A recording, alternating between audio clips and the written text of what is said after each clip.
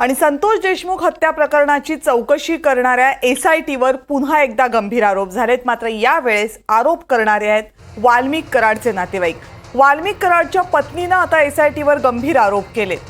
एसआयटीचे प्रमुख बसवराज तेली हे सुरेश धस यांचे जावई असल्याचं कराड यांच्या पत्नीचं म्हणणं आहे। देशमुखांच्या हत्येशी वाल्मिक कराड यांचा संबंध नाहीये। वाल्मिक कराड यांच्या पत्नी मंजरी कराड यांनी आज हे आरोप केले।